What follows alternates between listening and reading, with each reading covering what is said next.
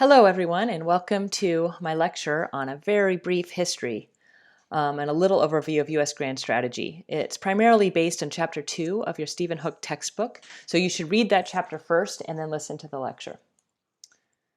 So we're going to go through some very quick overviews of central themes of U.S. foreign policy that come from history and some central ideas that I think are very important for us to think about, because even though historically times may have changed, some of the ideas from history, especially way back, not only from our founding, but other points in our history, still continue to this day, and you can see it reflected in current U.S. foreign policy. So primarily our course is based on a more current version of U.S. foreign policy. We can't ignore history. So it's important to look back and to remind ourselves of some of the key turning points of how the U.S. went from a new revolutionary state to a great power. So when we think about history, we can think back to the very ideas that founded our country and how these values shape a vision of U.S. foreign policy. In many ways, when we think of grand strategy, the purpose of thinking of grand strategy is to think of, are there some unifying themes, values, missions, or interests that make U.S. foreign policy cohesive?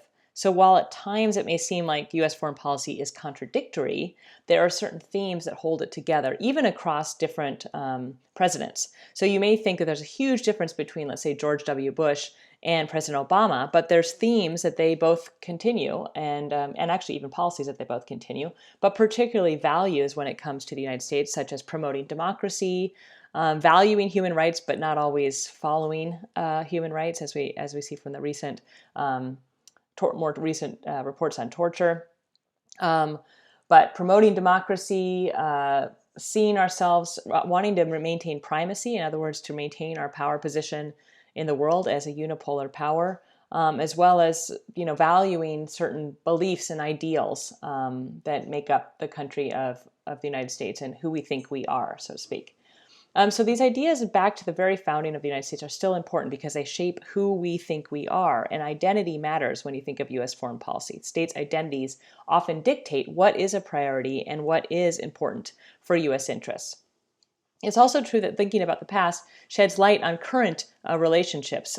So we can think about past relationships with other countries and then how that influences where we are currently.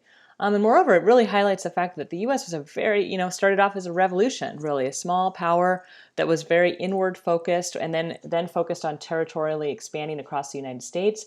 And now is a global power, right, is a predominant power in the world and is really a leadership power in the world. And so that's changed over the years. And so it's important to think about what are some of these key moments.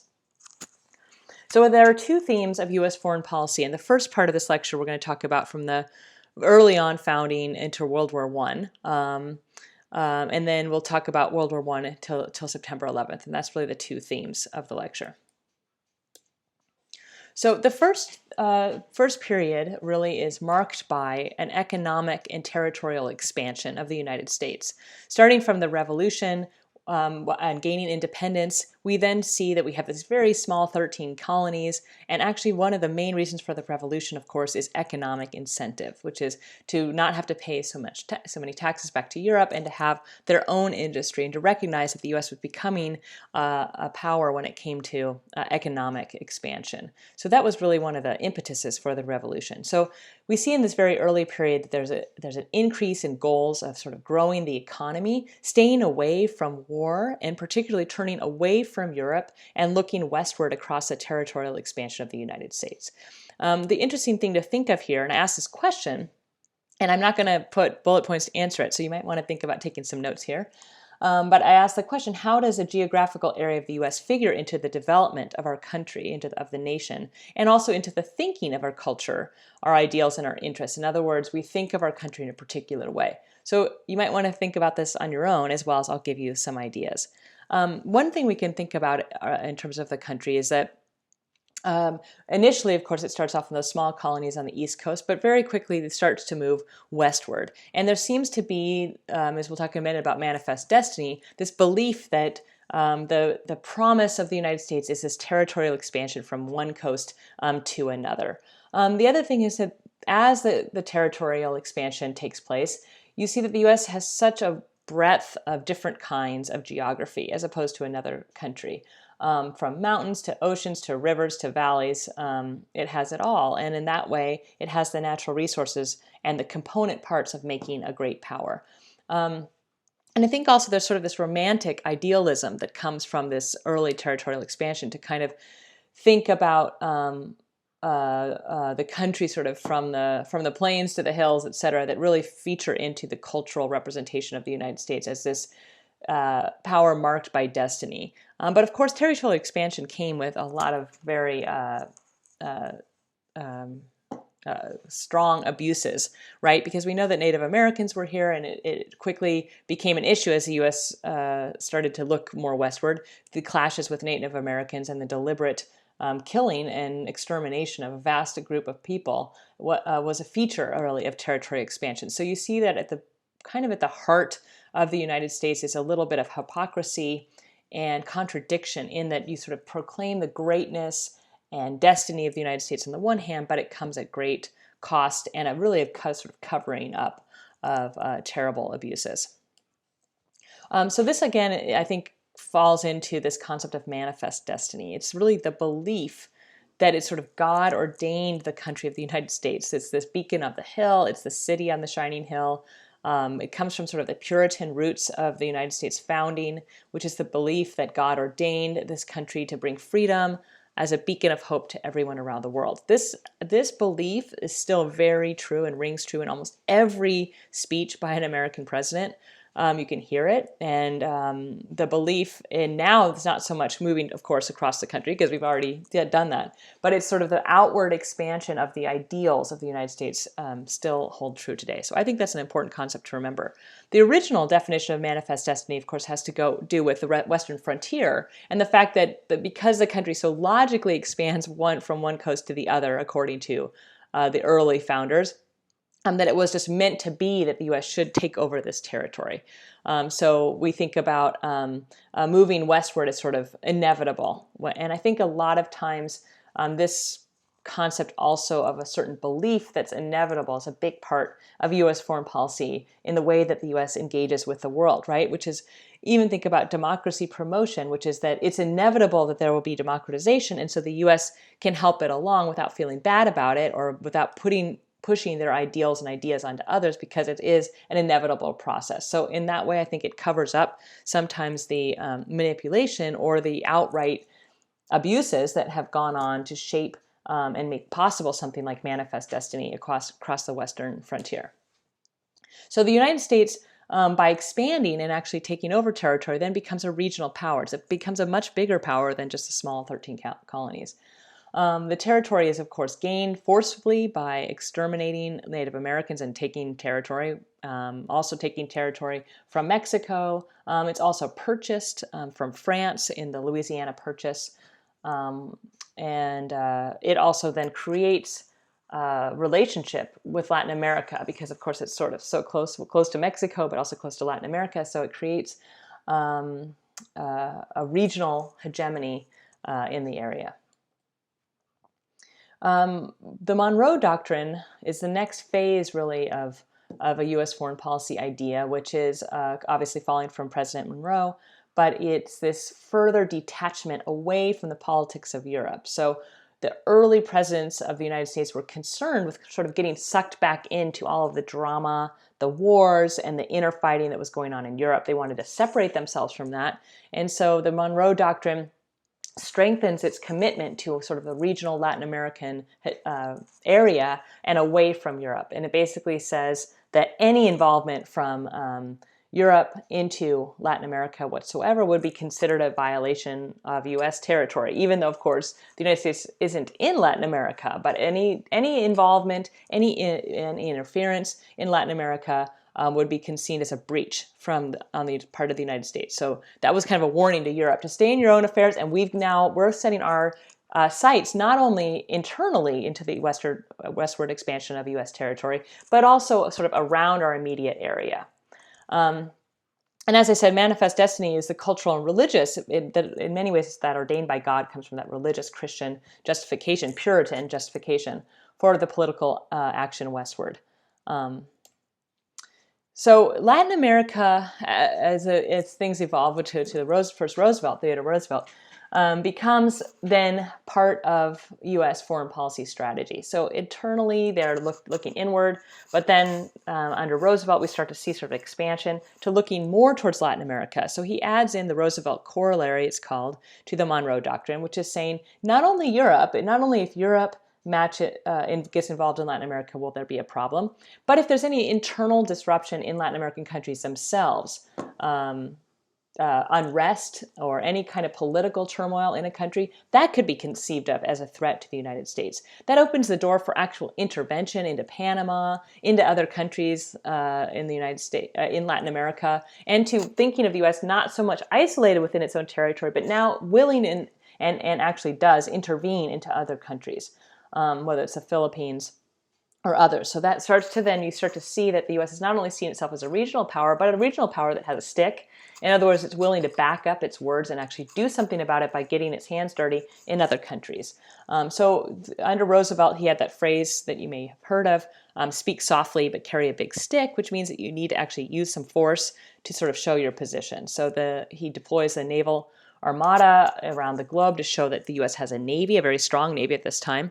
And he adds that Roosevelt corollary to the Monroe Doctrine, saying that we will secure our economic interests in Latin America, even if it means intervention. So this leads up, of course, rapidly jumping here to the First World War. But in a way, this is, of course, marks a big transition when it comes to the United States from a foreign policy perspective. Of course, the First World War takes place initially in Europe, right? So it's mainly caused by the fact that there are so many overlapping alliances in Europe that they're dragged into war with one another, and it becomes a world war, but of course, meaning in Europe. So it has to do with European conflicts over territory and nationality, and I'm not going to go into details about either of these world wars, but because the main point of thinking about the two world wars that we'll get to today, is really thinking about how does that change and position the United States in the world. Initially, actually in both the world wars, both presidents try to keep the U.S. out of getting involved. Again, the orientation is more towards the Southern Hemisphere and towards internal economic growth. So President Wilson attempts to try to keep the U.S. neutral and not involved in World War I. But then when when Germany sinks some merchant vessels that are actually supplying both sides of the war with U.S. commerce, one of the ships is sunk, and so the United States declares war on Germany. So the United States then, of course, gets involved in World War I, deploying troops, supplies, weapons, and medical help, and eventually Germany surrenders in 1918. So this sort of marks the end of a huge period in history and in U.S. history, where you enter into an interwar period where really Europe is the one that bears the brunt of both of these wars, and it takes a lot of rebuilding. So it weakens the greater powers that are in Europe and subsequently gives more power to the United States. So I want to think back then to a couple of the lessons of World War I and what that means moving forward for how the U.S. envisions itself in the world. Now with a weaker Europe and coming out of a victory in World War I, where does that leave the United States? So one of the impacts of the World War I on the U.S. and the global order was sort of to reluctantly push the United States into a greater world power role. It wasn't the intention of the United States they wanted to be more isolationist and to not get very involved. But with a weaker Europe, then the U.S. starts to grow in power and become more of a worldwide power than before. The other thing that really fails is Wilson's vision. He really wanted first to remain neutral. He has a view of the world, one of collective security that there can create a more peaceful order, but this vision really fails. So at the end of World War I, he comes up with this idea of the League of Nations to try to prevent another World War I from happening. And he negotiates this with different countries. It's actually signed by President Wilson and others and entered into effect. But the United States Senate refuses to ratify the treaty, and so the U.S. does not become a ratified signatory to this to the League of Nations.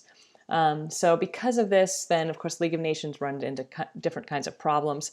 Without U.S. support, and ultimately fails in some ways, but in other ways it also lays the groundwork for the later United Nations. So in that way you could see that the idea of collective security is maintained, even though it takes until after World War II to really come to fruition.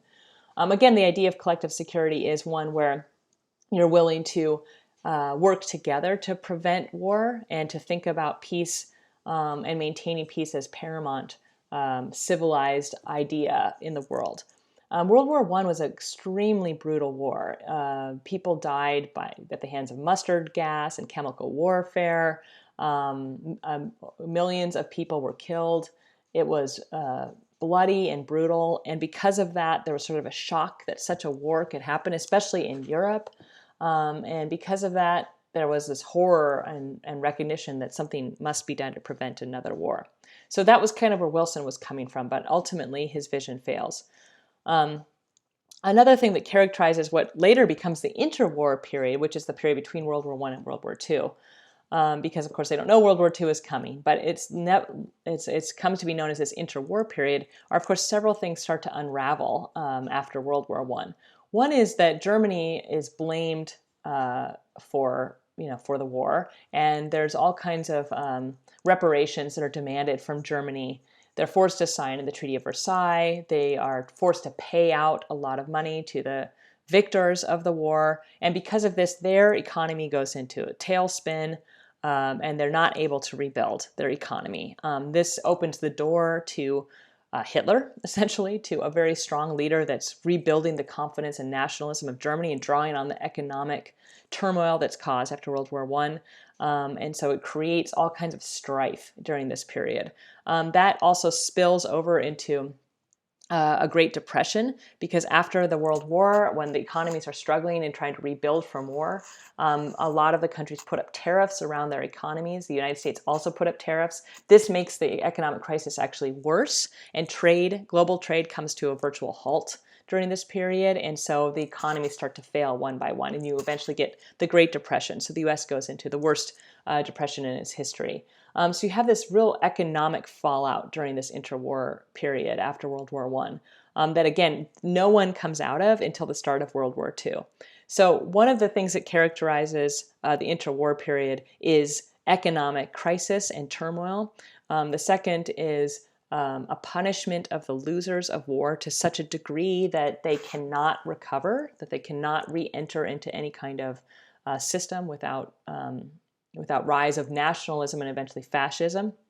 You also see high tariffs and the inability to work together to recover. So countries really look out for themselves, and you kind of get this zero-sum game happening where countries are not trying to rebuild together, but are instead looking out for themselves. And of course, this makes the economy worse.